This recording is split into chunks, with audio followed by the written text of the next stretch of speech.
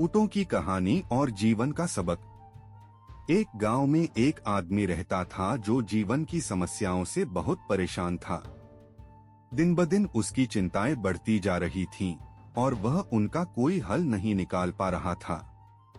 एक दिन उसने गांव के एक बुद्धिमान बुजुर्ग से सलाह लेने का फैसला किया। वह बुजुर्ग के पास पहुंचा और अपनी सारी परेशानियां उनके सामने रख दी।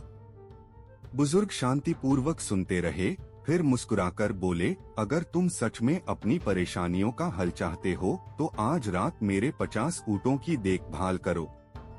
जब सभी ऊँट सो जाएं, तब तुम भी सो जाना। आदमी को यह काम कुछ अजीब सा लगा, लेकिन वह बुजुर्ग की बुद्धिमत्ता पर भरोसा करता था, इसलिए उसने हामी भर ली। रात होते ही वह ऊँटों के पास गया और उन्हें सुलाने की कोशिश करने लगा।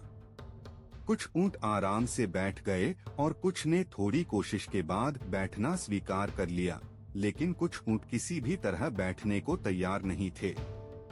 वे लगातार इधर-उधर घूमते रहे, कभी उठते, कभी बैठते, और आदमी की लाख कोशिशों के बावजूद वे शांत नहीं हुए। आदमी कभी किसी ऊँट को बैठाने की कोशिश करता, कभी दूसरे की ओर ध्यान देता, लेकिन कुछ ऊँट अपनी जिद पर अड़े रहे। आखिरकार सुबह हो गई। बुजुर्ग ने आकर पूछा, क्या तुम सो पाए?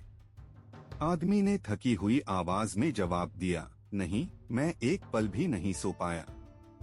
कुछ ऊँट खुद ही बैठ गए, लेकिन कुछ ऊँट मेरी 1000 कोशिशों के बावजूद भी बैठने को तैयार नहीं थे।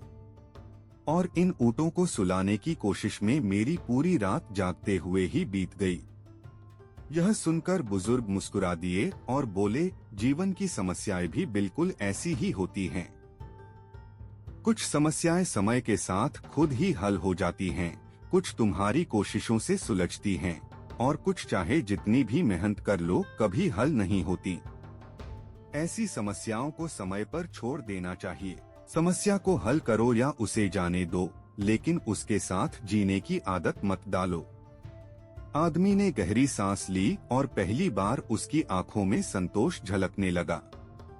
उसने सीख लिया कि हर समस्या को अपने सिर पर लादना जरूरी नहीं, बल्कि समझदारी से यह तय करना जरूरी है कि किस समस्या का समाधान करना है और किसे समय पर छोड़ देना है।